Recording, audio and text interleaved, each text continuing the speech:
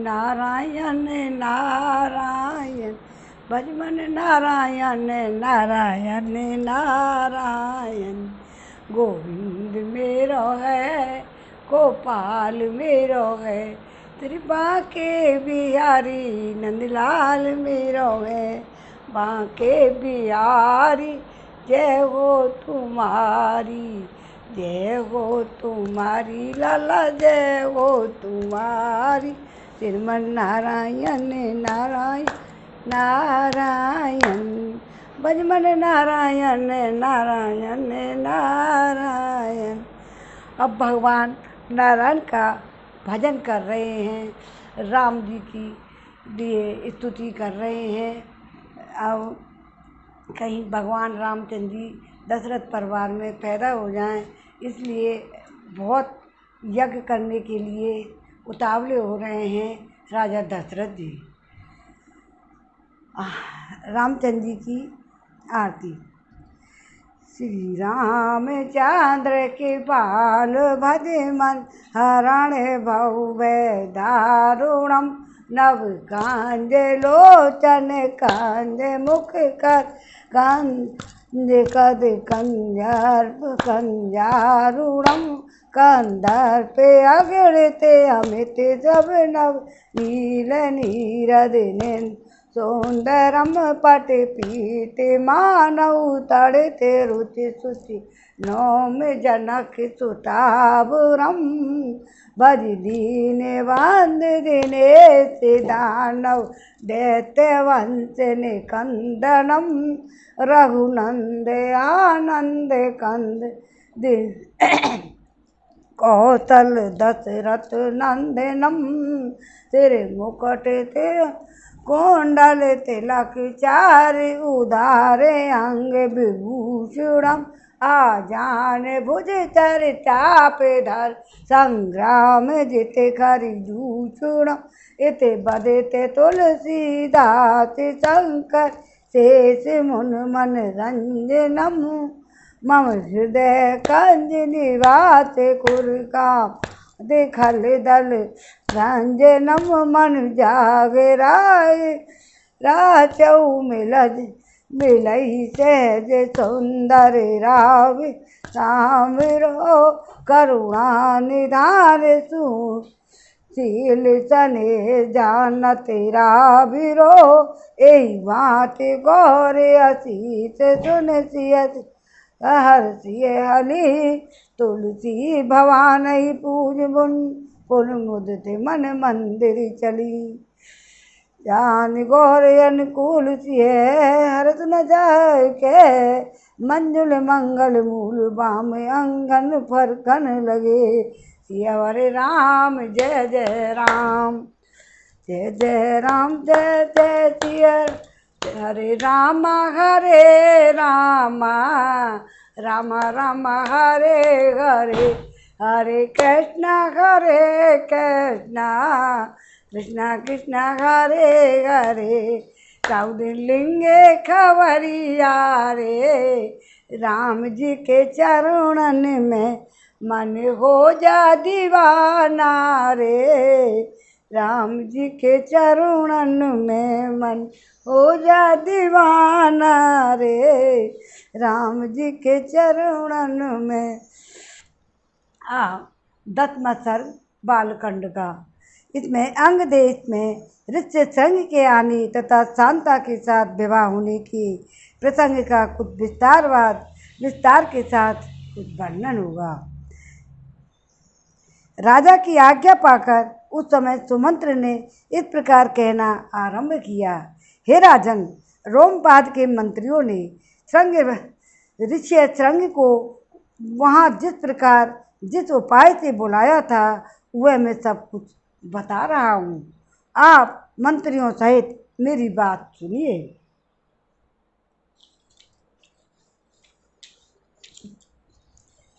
उस समय अमात्यों सहित पुरोहित ने राजा रोमपाद से कहा, महाराज, हम लोग एक उपाय सोचा है जिसे काम में लाने से किसी भी विघ्न बाधा आने की संभावना नहीं है।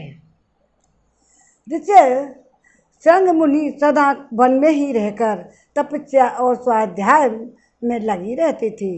वे स्त्रियों के पहचानते तक नहीं थे और विषयों के सुख से तो भी सर्वथा अनभिज्ञ ही थे।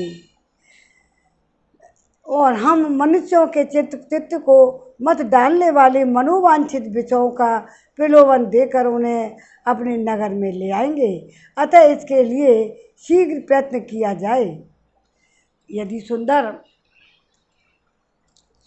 सुंदर आभूषणों से विभूषित मनोहर रूप वाली वेश्याएं वहाँ जाएं तो वे भांति भांति के उपायों से उन्हें लुभाकर इस नगर में ले आएंगी।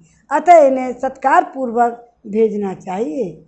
यह सुनकर राजा ने पुरोहित को उत्तर दिया, बहुत अच्छा, आप लोग ऐसा ही करें।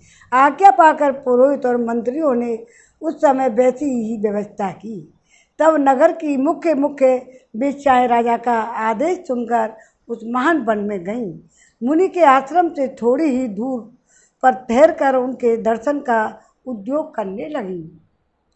मुनि कुमार ऋष्यशृंग बड़े ही धीर और स्वभाव के थे। सदा आश्रम में ही रहा करते थे।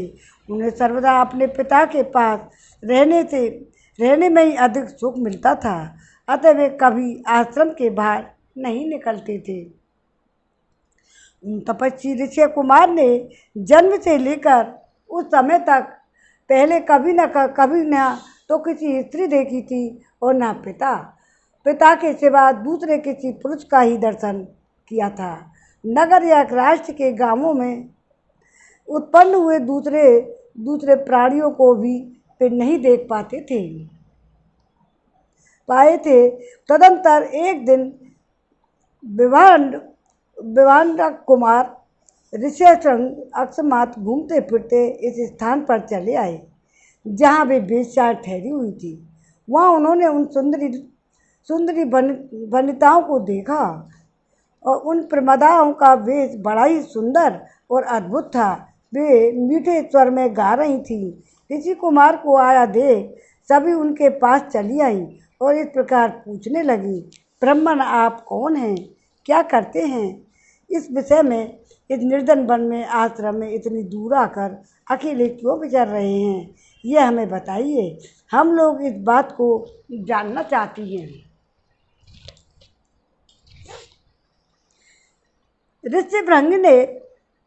ऋषिशृंग ने वन में कभी स्त्रियों का रूप नहीं देखा था और वे स्त्रियां तो अत्यंत कमनीय रूप में सुशोभित थीं। अतः उन्हें देखकर उनके मन में स्नेह उत्पन्न हो गया। इसलिए उन्होंने उनसे अपने पिता का परिचय देने का विचार किया। वे बोले, मेरे पिता का नाम विवांडक मुनि है, मैं उनका औरस पुत्र हूँ। मेरा ऋष्यशृंग नाम और तपस्या आदि कर्म इस भूमंडल में प्रसिद्ध है। यहाँ पास ही मेरा आश्रम है। आप लोग देखने में परम सुंदर हैं अथवा आपका दर्शन मेरे लिए शुभ कारक है। आप मेरे आश्रम पर चलें, वहाँ मैं आप लोगों की विधि पूर्वक पूजा करूँगा। ऋषि कुमार की यह बात सुनकर सब उनसे सहमत हो गईं। फिर वे सब सुंदरी स्त्रियां उनका आश्रम देखने के लिए वहां गईं। वहां जाने पर ऋषि कुमार ने यह पाते हैं और यह भोजन के लिए फल मूल प्रस्तुत हैं, ऐसा कहते हुए उन सबका विधिवत पूजन किया।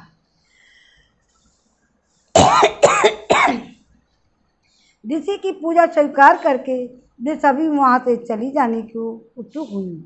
उन्हें विवांडक मुनि का भय लग रहा था कि इसलिए उन्होंने शीघ्र ही वहाँ से चली जाने का विचार किया। वे बोले, ब्राह्मण हमारे पास भी वे उत्तम फल हैं, वे प्रवर इन्हें ग्रहण कीजिए, आपका कल्याण हो। इन फलों को शीघ्र ही खा लीजिए, विलम्ब ना कीजिए। ऐसा कहकर उन सब ने हर्ष में भरकर ऋषि का आलिंगन किया और उन्हें खाने योग्य भांति भांति के उत्तम पदार्थ और बहुत सी मिठाइयाँ दी। उनका रसास्वादन करके उन तेजस्वी ऋषि ने समझा कि वे भी फल हैं, क्योंकि उस दिन के पहले उन्होंने कभी वैसे पदार्थ नहीं खाए थे भला सदा वन में रहने वालों के लिए वैसी वस्तुओं के स्वाद लेने का अवसर ही कहाँ है। तत्पश्चात उनके पिता विभांडक मुनि के डर से डरी हुई वे स्त्रियां व्रत और अनुष्ठान की बात पता उन ब्राह्मण कुमार से पूछकर उसी बहाने वहाँ से चली गईं। उन सबके चले जाने पर कश्यप कुमार ब्राह्मण ऋषि संग मन ही मन व्याकुल हो उठे और बड़े ही दुख से इधर उधर टहलने लगे। तदंतर दूसरे दिन फिर उनका मन से उन्हीं का बारंबार चिंतन करते हुए शक्तिशाली विभांडक कुमार श्रीमान ऋष्यशृंग उसी स्थान पर गए जहाँ पहले दिन उन्होंने वहाँ वस्त्र और आभूषणों से राज सजी हुई उन मनोहर रूप वाली वेश्याओं को देखा था।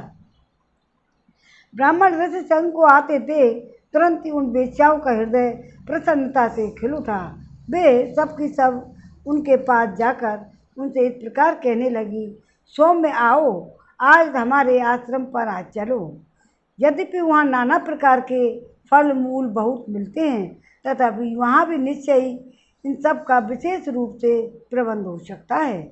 उन सब के मनोहर वचन सुनकर ऋष्यशृंग उनके साथ जाने को तैयार हो गए और वे स्त्रियां उन्हें अंग देश में ले गईं।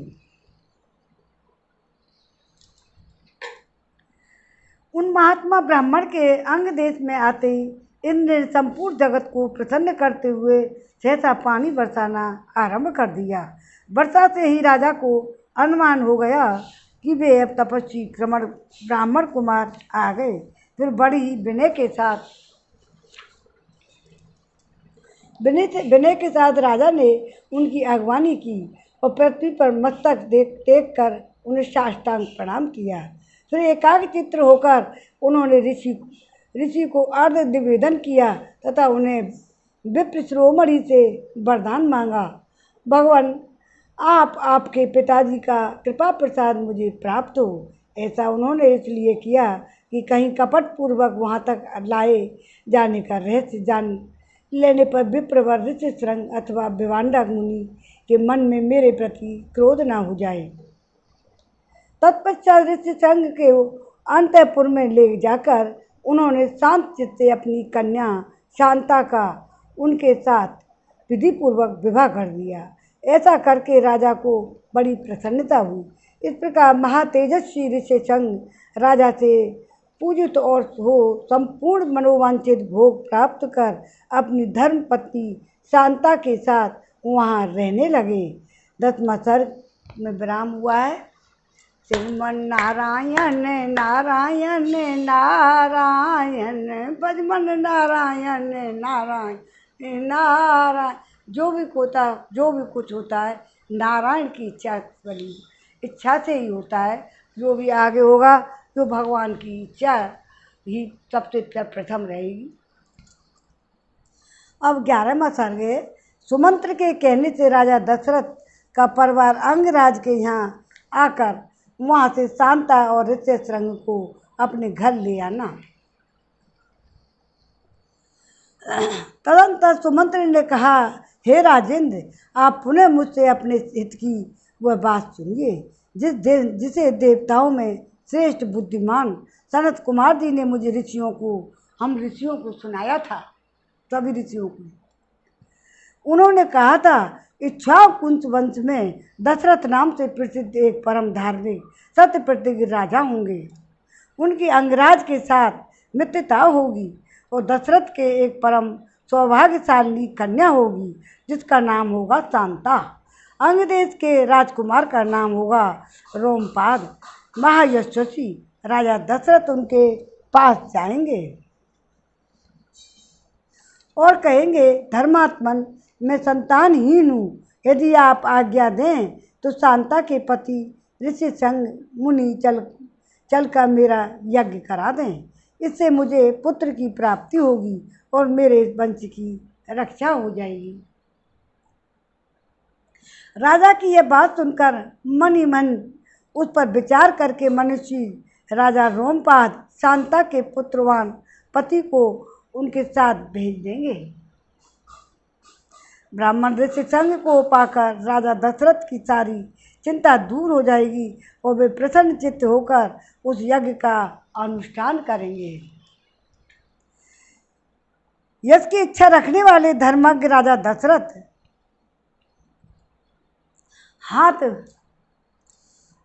हाथ जोड़कर दूसरे ऋषिशृंग का यज्ञ पुत्र और स्वर्ग के लिए वर्णन करेंगे और वे प्रजापालक नरेश उन श्रेष्ठ ब्रह्मऋषियों से अपनी अभिष्ट वस्तु प्राप्त कर लेंगे। राजा के 4 पुत्र होंगे जो अप्रमेय पराक्रमी वंश की मर्यादा बढ़ाने वाले और सर्वत्र विख्यात होंगे। महाराज पहले सतयुग में शक्तिशाली देव प्रवर और भगवान सनत कुमार जी ने ऋषियों के समक्ष ऐसी कथा कही थी। पुरुष सिंह महाराज, इसलिए आप स्वयं ही सेना और सवारियों के साथ अंग देश में जाकर मुनि कुमार ऋषिशृंग को सत्कार पूर्वक यहाँ ले आइए। सुमंत का वचन सुनकर राजा दशरथ को बड़ा हर्ष हुआ। उन्होंने मुनिवर वशिष्ठ को सुमंत की बातें सुनाई। उनकी आज्ञा लेकर रनवास की रानियों तथा मंत्रियों के साथ अंग देश के लिए प्रस्थान किया, जहाँ विप्रवर ऋषिशृंग निवास करते थे। मार्ग में अनेकानेक वनों और नदियों को पार करके वे धीरे धीरे उस देश में जा पहुँचे जहाँ मुनिवर ऋषिशृंग विराजमान थे। वह पहुँचने पर उन्हें दुष्श्रेष्ठ ऋषिशृंग रोमपाद के पास ही बैठे दिखाई दिए।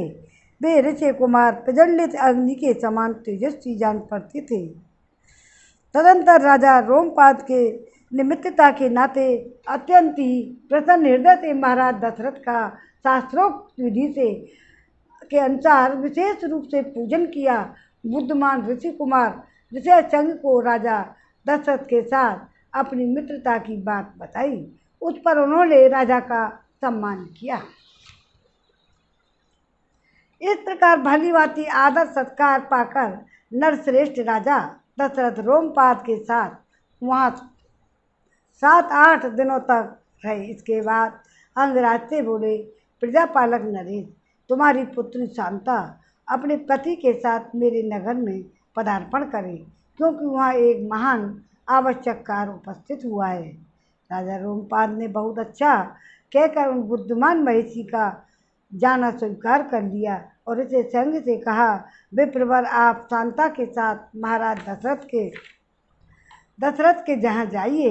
राजा की आज्ञा पाकर उन ऋषि पुत्र ने तथास्तु कहकर राजा दशरथ को अपने चलने की स्वीकृति दे दी।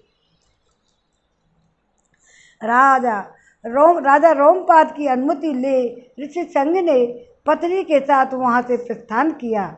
उस समय शक्तिशाली राजा रोमपाद और दशरथ ने एक दूसरे को हाथ जोड़कर स्नेहपूर्वक छाती से लगाया और अभिनंदन किया।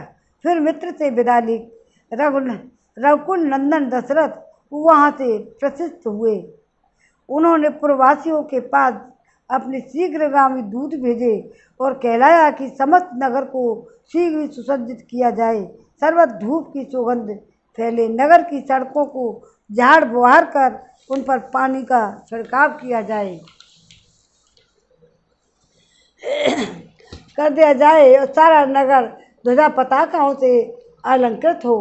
राजा का आगमन सुनकर पुरवासी बड़े प्रसन्न हुए। महाराज ने उनके लिए जो संदेश भेजा था उसका उन्होंने उस समय पूर्ण रूप से पालन किया। तदंतर राजा दशरथ को शंख और दुंदुभी आदि वाद्यों के साथ ध्वनि के साथ विप्रवर ऋषिशृंग को आगे करके अपने सजे सजाए नगर में प्रवेश किया। उन द्विज कुमार का दर्शन करके सभी नगरवासी बहुत ही प्रसन्न हुए। उन्होंने इंद्र के समान पराक्रमी नरेंद्र दशरथ के साथ पुरी में प्रवेश करते हुए ऋषिशृंग का उसी प्रकार सत्कार किया जैसे देवताओं ने स्वर्ग में सहस्त्राक्ष का इंद्र के साथ प्रवेश करते हुए कश्यप नंदन वामन जी का समादर किया था। ऋषि को अंतःपुर में ले जाकर राजा ने शास्त्राभिषेक द्वारा उनका पूजन किया। उनके निकट आ जाने से अपने को कृत्य माना। विशाल लोचना शांता को इस प्रकार अपने पति के साथ उपस्थित देख अंतःपुर की सभी नारानियों को बड़ी प्रसन्नता हुई। वे आनंद मग्न हो गईं। शांता भी उन रानियों से तथा विशेषतः महाराज दशरथ के द्वारा आदर सत्कार पाकर वहाँ कुछ काल तक अपने पति विप्रवर ऋष्यशृंग के साथ बड़े सुख से रहीं। अब 11वें सर्ग का विराम हो गया है। अब 12वां सर्ग। राजा का ऋषियों से यज्ञ कराने के लिए प्रस्ताव।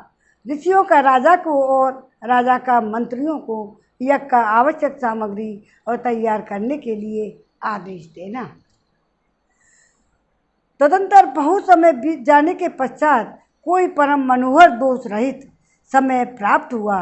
उस समय बसंत ऋतु आरंभ हुआ था। राजा दशरथ ने उसी शुभ समय में यज्ञ आरंभ करने का विचार किया। तत्पश्चात उन्होंने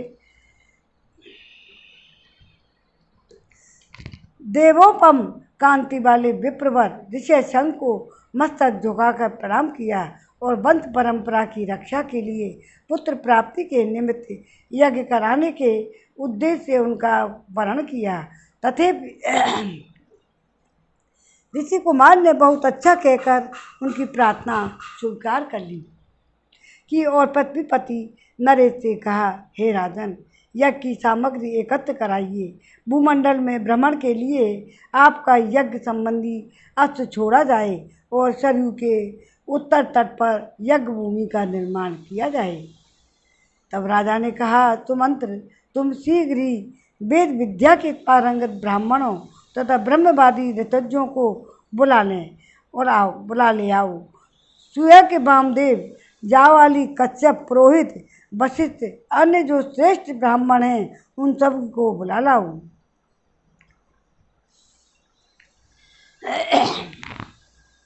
रामचंद्र जी के आने के लिए तैयारी हो रही है जन्म के लिए। तब श्री शीघ्रगामी सुमंत तुरंत वहाँ जाकर वेद विद्या के पारगामी उन समस्त ब्राह्मणों को बुला लाए। धर्मात्मा राजा दशरथ ने उन सब का पूजन किया। उनसे धर्म और अर्थ से युक्त मधुर वचन कहा। यमतात मानस्य पुत्रार्थ नास्ति वे सुखम पुत्रार्थ है मे देन यक्षामी मर्त्य मर्म। हे महर्षियों, मैं पुत्र के लिए निरंतर संतप्त रहता हूँ। उसके बिना इस राज्य आदि से मुझे कुछ सुख नहीं मिलता है। अतः मैंने ये विचार किया है कि पुत्र के लिए अश्वमेध यज्ञ का अनुष्ठान करूँ। इसी संकल्प के अनुसार मैं अश्वमेध यज्ञ का आरंभ करना चाहता हूँ। मुझे विश्वास है कि ऋष्यशृंग के प्रभाव से मैं अपनी संपूर्ण कामनाओं को प्राप्त कर लूँगा। राजा दशरथ के मुख से निकले हुए इस वचन को वशिष्ठ आदि सभी ब्राह्मणों ने साधु साधु कहकर बड़ी सराहना की। इसके बाद ऋष्यशृंग आदि सभी महर्षियों ने उस समय राजा दशरथ के पुनः यह बात कही, महाराज, यज्ञ सामग्री का संग्रह किया जाए, यज्ञ संबंधी अस्त्र छोड़ा जाए और सरयू के उत्तर तट पर यज्ञ भूमि का निर्माण किया जाए। तुम यज्ञ द्वारा सर्वथा 4 अमित पराक्रमी पुत्र प्राप्त करोगे, क्योंकि पुत्र के लिए तुम्हारे मन में ऐसी धार्मिक विचार का उदय हुआ है। ब्राह्मणों की यह बात सुनकर राजा को बड़ी ही प्रसन्नता हुई। उन्होंने बड़े हर्ष के साथ अपने मंत्रियों को से यह शुभ काम अक्षरों वाली बात कही। गुरुजनों की आज्ञा के अनुसार तुम लोग शीघ्र ही मेरे लिए यज्ञ की सामग्री जुटा दो। शक्तिशाली वीरों के संरक्षण में यज्ञ अश्व छोड़ा जाए और इसके साथ प्रधान ऋतुज भी रहें। सरयू के उत्तर तट पर यज्ञ भूमि का निर्माण हो।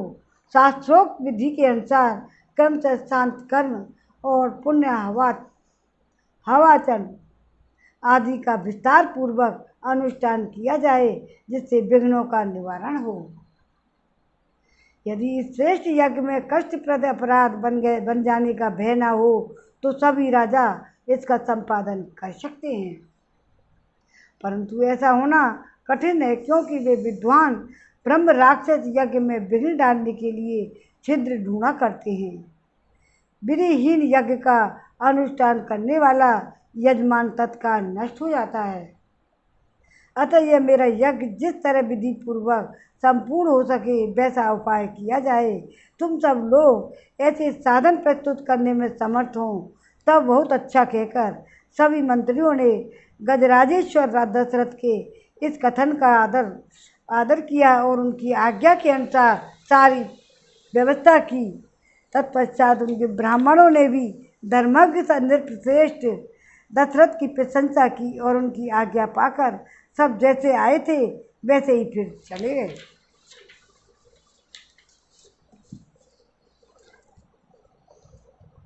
उन ब्राह्मणों के चले जाने पर मंत्रियों को भी विदा करके महाबुद्धिमान नरेश अपने महल में गए। 12वें अध्याय में विराम हो गया है। अब 13वें, छोटे छोटे अध्याय इसलिए ज़्यादा पढ़ना पड़ेगा। 13वां अध्याय, 13वां सर्ग। राजा का वशिष्ठ जी से यज्ञ की तैयारी के लिए अनुरोध।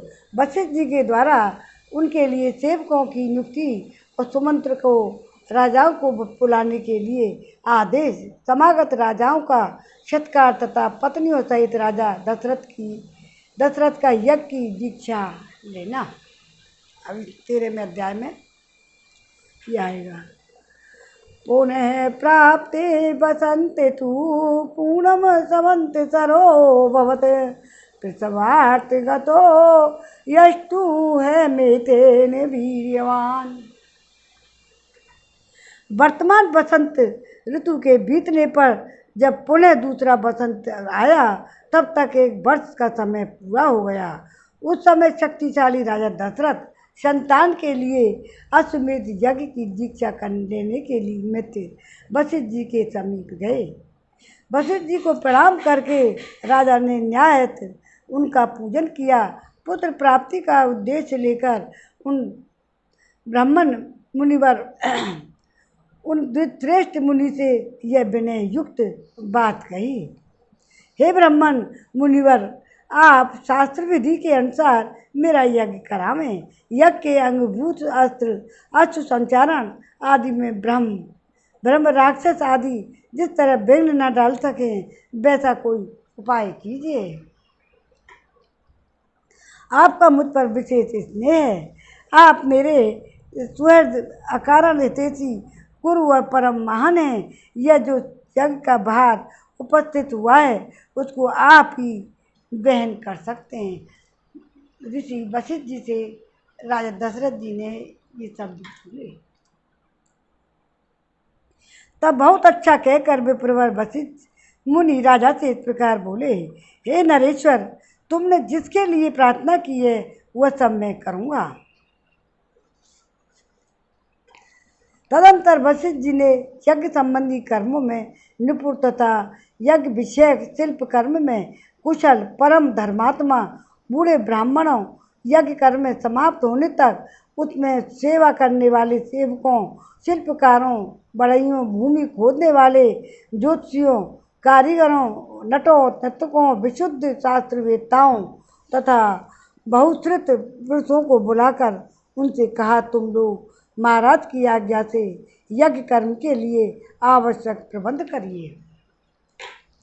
शीघ्र कई हजार ईंटें लाई जाएं। राजाओं के ठहरने के लिए उनके योग्य अन्न पान आदि अनेकों उपकरणों से युक्त बहुत से महल बनाए जाएं। ब्राह्मणों के रहने के लिए भी सैकड़ों सुंदर घर बनाए जाने चाहिए। वे सभी गृह बहुत से भोजनीय अन्न पान आदि उपकरणों से युक्त तथा आंधी पानी आदि के निवारण में समर्थ हों। इसी तरह प्रवासियों के लिए विस्तृत मकान बनने चाहिए। दूर से आए हुए भूपालों के लिए पृथक पृथक महल बनाए जाएं। घोड़े और हाथियों के लिए भी शालाएं बनाई जाएं। साधारण लोगों के सोने के लिए भी घरों की व्यवस्था हो। विदेशी सैनिकों के लिए भी बड़ी बड़ी छावनियाँ बनानी चाहिए। जो घर बनाए जाएं उनमें खाने पीने की प्रचुर मात्रा में संचित रहे, उनमें सभी मनोवांछित पदार्थ सुलभ हों और नगरवासियों को भी बहुत सुंदर अन्न भोजन के लिए देना चाहिए। वह भी विधिवत सत्कार पूर्वक दिया जाए, अवहेलना करके नहीं।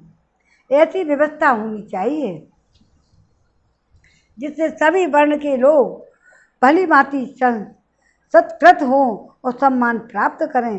काम और क्रोध के वशीभूत होकर भी किसी का अनादर नहीं करना चाहिए। जो शिल्पी मनुष्य यज्ञ कर्म की आवश्यक तैयारी में लगे हैं उनका तो बड़े छोटे का ख्याल रखकर विशेष रूप से समादर करना चाहिए। जो सेवक या कारीगर धन और भोजन आदि के द्वारा सम्मानित किए जाते हैं वे सब परिश्रम पूर्वक कार्य करते हैं। उनका किया हुआ सारा कार्य सुंदर ढंग से संपन्न होता है। भोजन मिल जाए, खाना मिल जाए, सब काम अच्छी तरह हो जाए तो वो तब काम बढ़िया ही करेंगे ना। उनका कोई काम बिगड़ने नहीं पाता। तुम सब लोग प्रसन्न चित्त होकर ऐसा ही काम करिए। तब वे लोग वशिष्ठ जी से मिलकर बोले, आपको जैसा अभिष्ट है उसके अनुसार ही करने के लिए अच्छी व्यवस्था की जाएगी। कोई भी काम बिगड़ने नहीं पाएगा। आपने जैसा कहा है हम लोग वैसा ही करेंगे, इसमें कोई त्रुटि नहीं आने देंगे। तदंतर वशिष्ठ जी ने सुमंत्र को बुलाकर कहा, इस पृथ्वी पर जो जो धार्मिक राजा, ब्राह्मण, क्षत्रिय, वैश्य, सहस्त्रों शूद्र हैं उन सबको इस यज्ञ में आने के लिए निमंत्रित करिए। सब देशों के अच्छे लोगों को सत्कार पूर्वक यहाँ ले आओ। मिथिला के स्वामी सूरवीर महाभाग जनक सत्यवादी नरेश हैं। उनको अपना पुराना संबंधी जानकर तुम स्वयं ही जाकर उन्हें बड़े आदर सत्कार के साथ वहाँ ले आइए। इसलिए पहले तुम्हें यह बात बता देता हूँ। इस प्रकार काशी के राजा अपने स्नेही मित्र हैं, सदा प्रिय वचन बोलने वाले हैं। वे सदाचारी तथा देवताओं के तुल्य तो तेजस्वी हैं। अतः उन्हें भी स्वयं ही जाकर लेकर आइए। केकई देश के बूढ़े राजा बड़े धर्मात्मा हैं। वे राज सिंह महाराज दशरथ के ससुर हैं। अतः उन्हें भी पुत्र सहित यहाँ ले आओ।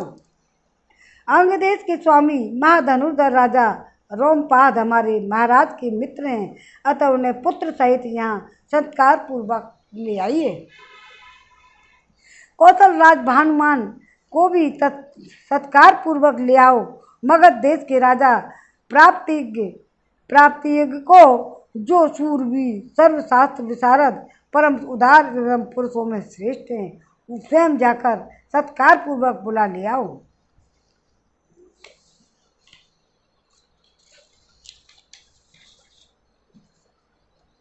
महाराज की आज्ञा लेकर तुम पूर्व देश के श्रेष्ठ नरेशों को तथा सिंधु और सौवीर एवं सौराष्ट्र देश के भूपालों को यहाँ आने के लिए निमंत्रण दो।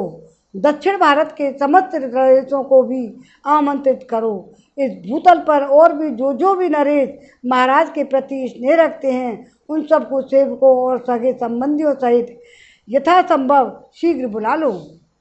महाराज वशिष्ठ जी ने ऋषि वशिष्ठ जी ने यह आज्ञा दी है। महाराज की आज्ञा से बड़ भागो दूतों द्वारा इन सब के पास बुलावा भेज दो। वशिष्ठ जी का यह वचन सुनकर सुमंत्र ने तुरंत ही अच्छे पुरुषों को राजाओं की बुलाहट के लिए जाने का आदेश दे दिया। परम बुद्धिमान धर्मात्मा सुमंत्र वशिष्ठ मुनि की आज्ञा से खास राजाओं को बुलाने के लिए स्वयं ही गए। यज्ञ कर्म का व्यवस्था के लिए जो भी सेवक नियुक्त किए गए थे उन सब ने आकर उस समय तक यज्ञ संबंधी जो कार्य संपन्न हो गया उस सब की सूचना महर्षि वशिष्ठ को दे दी।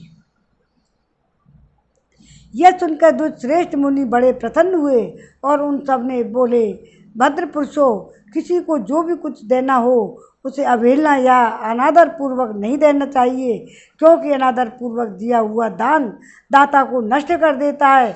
इसमें कोई संशय नहीं है। तदंतर कुछ दिनों के बाद राजा लोग महाराज दशरथ के लिए बहुत से रत्नों की भेंट लेकर अयोध्या में आए। इससे वशिष्ठ जी को बड़ी प्रसन्नता हुई। उन्होंने राजा से कहा, पुरुष सिंह, तुम्हारी आज्ञा से राजा लोग वहाँ आ गए। नृपश्रेष्ठ, मैंने भी यथायोग्य उन सबका सत्कार किया है। हमारे कार्यकर्ताओं ने पूर्णतः सावधान रहकर यज्ञ के लिए सारी तैयारी की है। अब तुम भी यज्ञ करने के लिए यज्ञ मंडप के समीप चलो। राजेंद्र, महायज्ञ मंडप के में सब और सभी वांछनीय वस्तुएं एकत्र कर दी गई हैं। आप स्वयं चलकर देखें। यह मंडप इतना शीघ्र तैयार किया गया है मानो मन के संकल्प से ही बन गया हो। मुनिवर वशिष्ठ, ऋष्यशृंग दोनों के आदेश से शुभ नक्षत्र वाले दिन को राजा दशरथ यज्ञ के लिए राजभवन से निकले। तत्पश्चात वशिष्ठ आदि सभी श्रेष्ठ द्विजों के यज्ञ मंडप में जाकर ऋष्यशृंग की आगे करने में शास्त्रोक्त विधि के अनुसार यज्ञ कर्म का आरंभ किया। पत्नियों सहित श्रीमान अवध नरेश ने आज्ञा और दीक्षा ली। हरे रामा रामा रामा हरे हरे, हरे कृष्णा कृष्णा कृष्णा हरे हरे। कौदिलिंगे खबरिया रे, राम जी के चरणन में मन हो जा दीवाना रे, राम जी के चरणन में। अब 14वां सर्ग महाराज दशरथ के द्वारा अश्वमेध यज्ञ का सांगोपांग अनुष्ठान किया। इधर वर्ष पूरा होने पर यज्ञ संबंधी अश्व भूमंडल में भ्रमण करके लौट आया। फिर सरयू नदी के उत्तर तट पर राजा का यज्ञ आरंभ हुआ।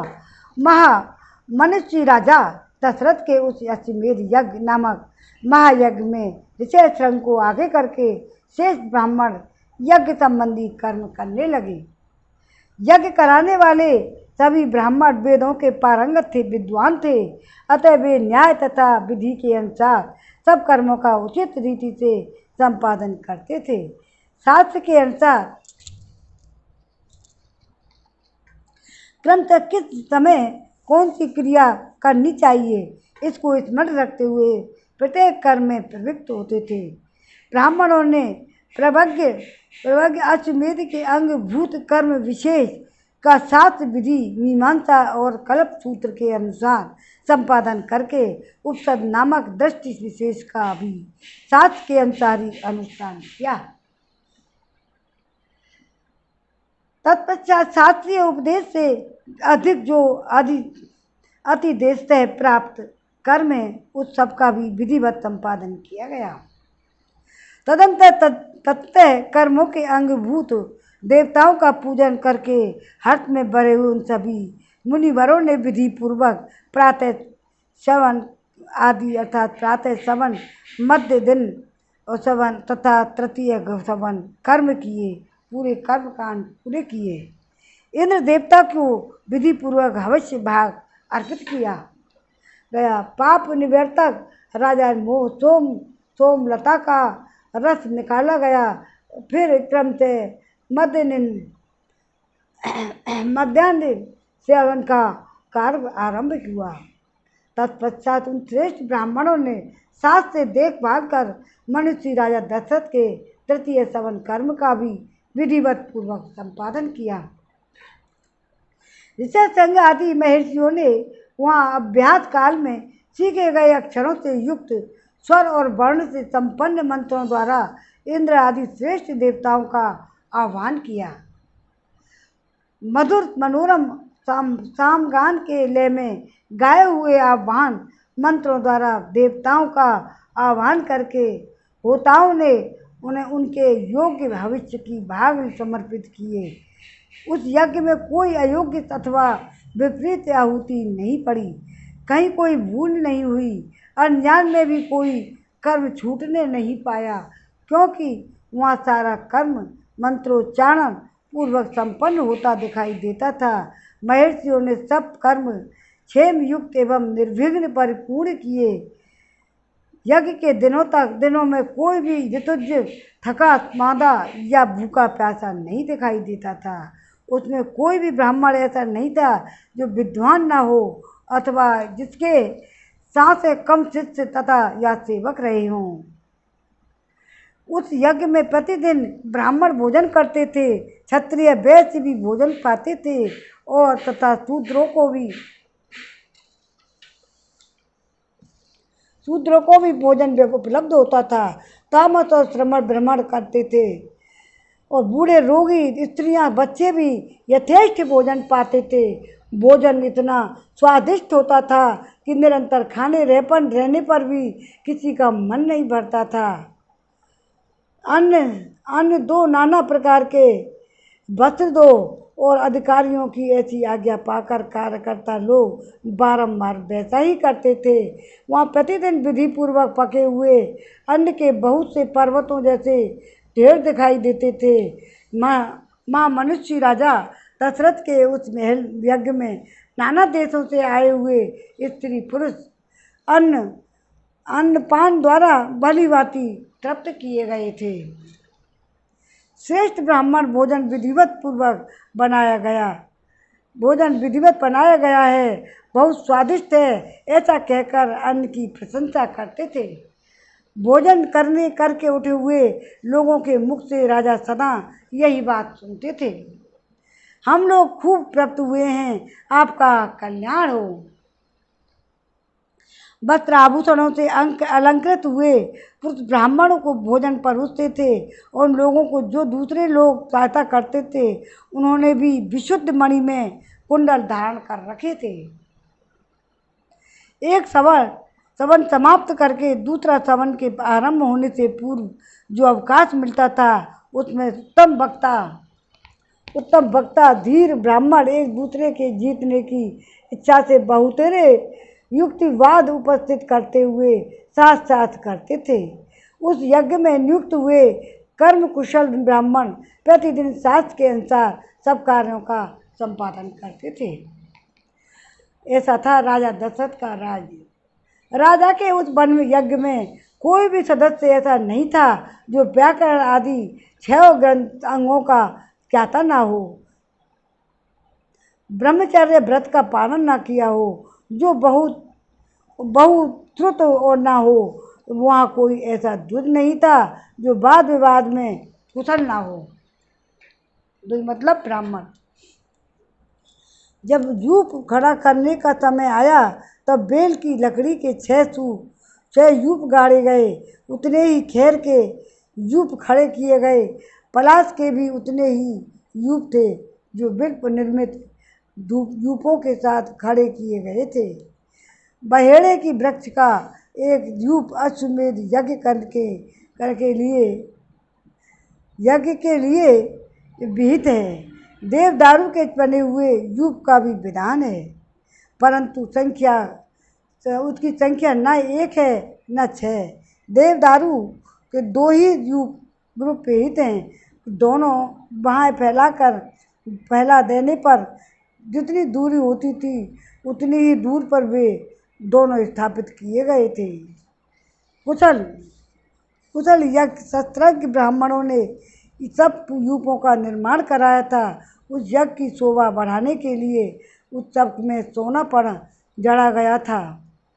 पूर्वोक्त 21 यूप 21 अस्त्री 504 ऊंचे बनाए गए थे। उन सबको पृथक 21 कपड़ों से अलंकृत किया गया था। विन्यस्ता विधिवत शिल्पवी सुकृता दृढ़ा अष्टत्रय, तो उन सब की पृथक 21 कपड़ों से अलंकृत किया गया था। कारीगरों द्वारा अच्छी तरह से बनाए गए थे। सभी सुदृढ़ रूप में धूप विधि पूर्वक स्थापित किए गए थे। वे सब के सब 8 कोणों से सुशोभित थे। उनकी आकृति सुंदर एवं चिकनी थी। सभी यूप विधि पूर्वक स्थापित किए गए थे। उन्हें वस्त्रों से ढक दिया जा गया था और पुष्प चंदन से उनकी पूजा की गई थी, जैसे आकाश में तेजस्वी सप्त ऋषियों की शोभा होती है।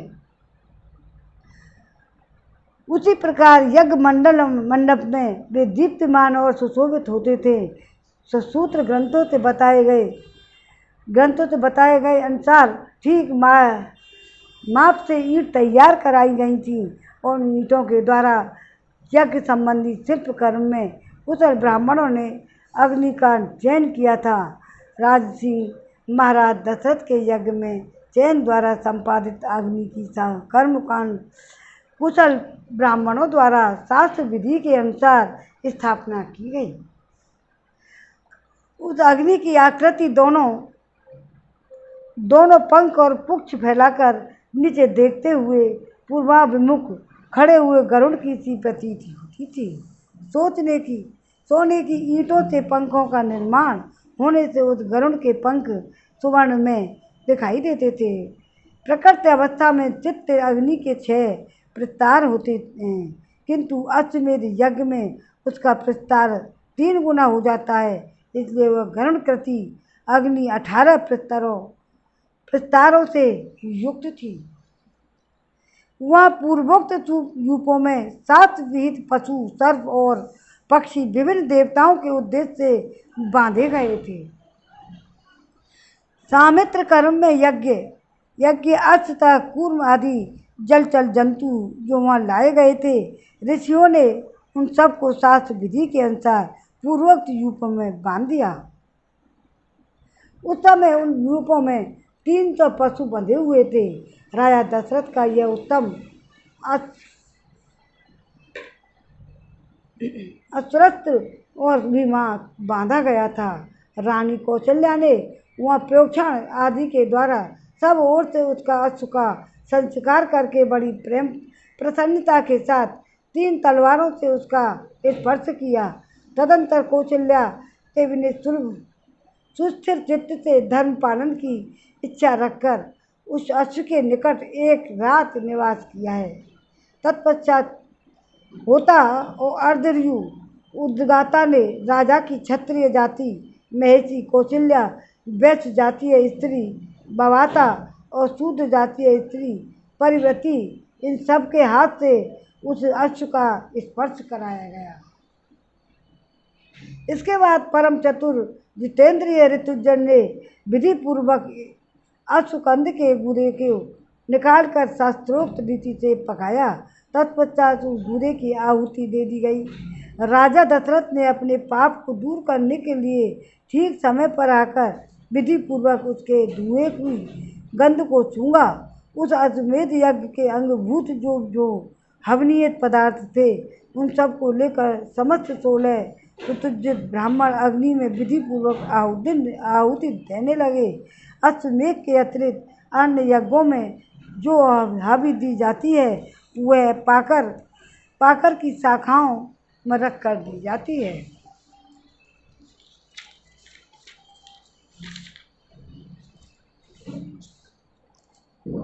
परंतु अश्वमेध यज्ञ का हस्त वेद की चटाई में रखकर देने का नियम है। कल्पसूत्र और ब्राह्मण ग्रंथों के द्वारा अश्वमेध के शवनीय दिन बताए गए हैं। उनमें से प्रथम दिन जो सवन होता है उसे चतुष्टीय अग्निष्टोम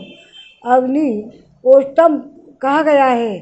द्वितीय दिवस 7 दिसंबर में सवन को उक्वश्य नाम दिया गया है। और तीसरे दिन को जिस शब्द का अनुष्ठान होता है उसे अतिरात्र कहते हैं। उसमें शास्त्रीय दृष्टि से भेद बहुत से दूसरे कृत भी संपन्न किए गए हैं। ज्योतिष्टोम, आयुष्टोम यज्ञ 2 बार अतिरात्र एवं 5वां अभिजित, 6ठा विश्वजित तथा 7 में आपतोयाम, ये सब के सब महाक्रतु माने गए हैं, जो अश्वमेध के उत्तर काल में संपादित हुए हैं। प्रातिहोत्र ददो नाम अपने कुल की वृद्धि करने वाले राजा दशरथ यज्ञ पूर्ण होने पर होता को दक्षिणा रूप में अयोध्या को पूर्व दिशा का सारा राज सौंप दिया। अर्देवरु को पश्चिम दिशा को, ब्रह्मा को दक्षिण दिशा का राज दे दिया।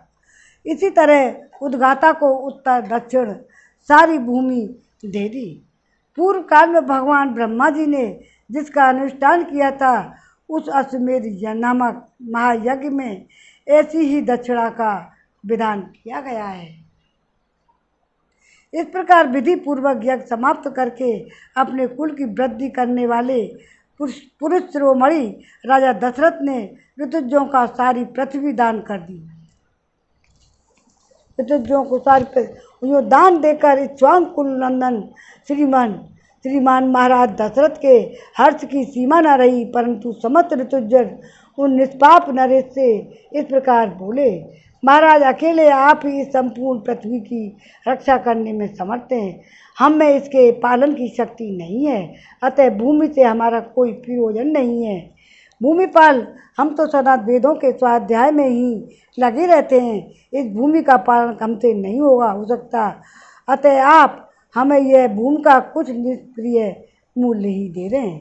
नृपश्रेष्ठ मणि रत्न सुवर्ण गौ अथवा जो भी वस्तु उपस्थित हों वही हमें दक्षिणा रूप से दे दीजिए, इस धरती से हमें कोई प्रयोजन नहीं है।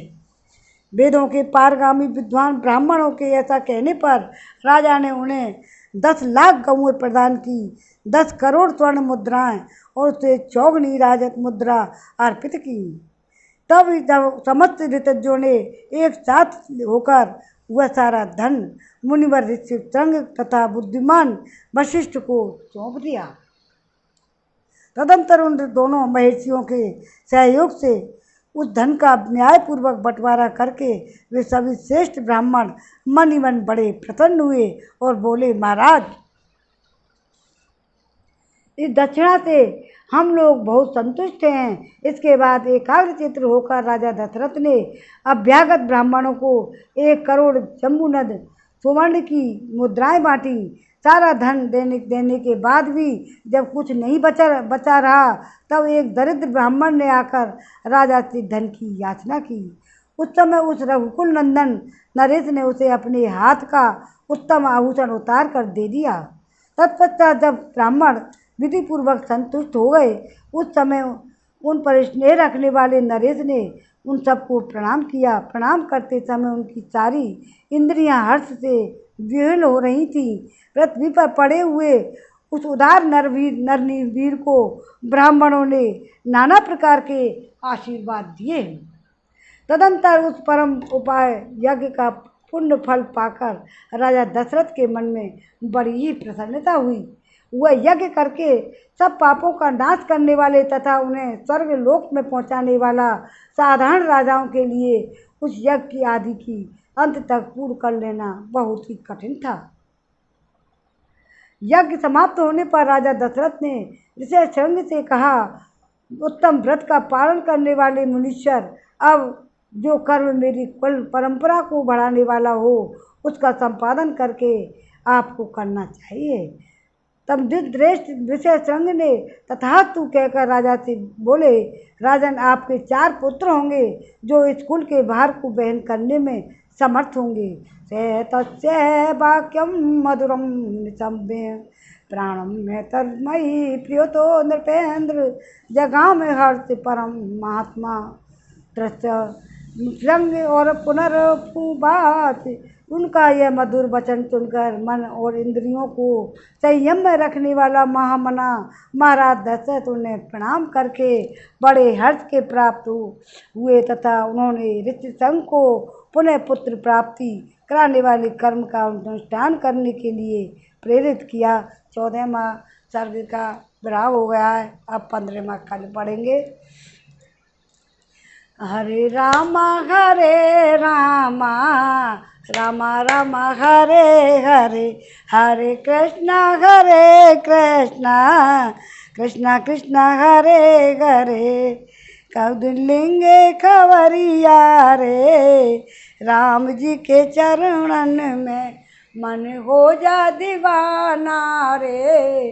राम जी के चरणन में मन हो जा दीवाना रे। राम जी के चरणन में। हरे रामा रामा रामा हरे हरे। आरती करो। आरती श्री रामायण जी की, कीरत कलित ललित सियपी की। गावत ब्रह्मादिक मुनि नारद, वाल्मीकि विज्ञान विशारद। सुख सनकादिशेश्वर सारद, बरन पवन सुत कीरतनी की। आरती श्री रामायण जी की। संतन गावत शंभु भवानी, असुघट संभव मुनि विज्ञानी। व्यास आदि कवि पुंज बखानी, काग भुसंड कर्ण के हिय की। आरती श्री रामायण जी की। चारों वेद पुराण अष्टदश, छहोड़ शास्त्र सब ग्रंथन को रस।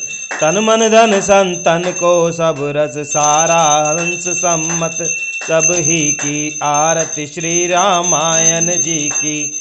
कलिमल हरन विषय सरस पी की, सुभग भिंगार मुक्ति जुवती की। हरिन रोग भव भूरि अमी की, तात मात सब विधि तुलसी की। आरती श्री रामायण जी की। कीरत ललित कलित सियपी की। बोल सियापति रामचंद्र की जय।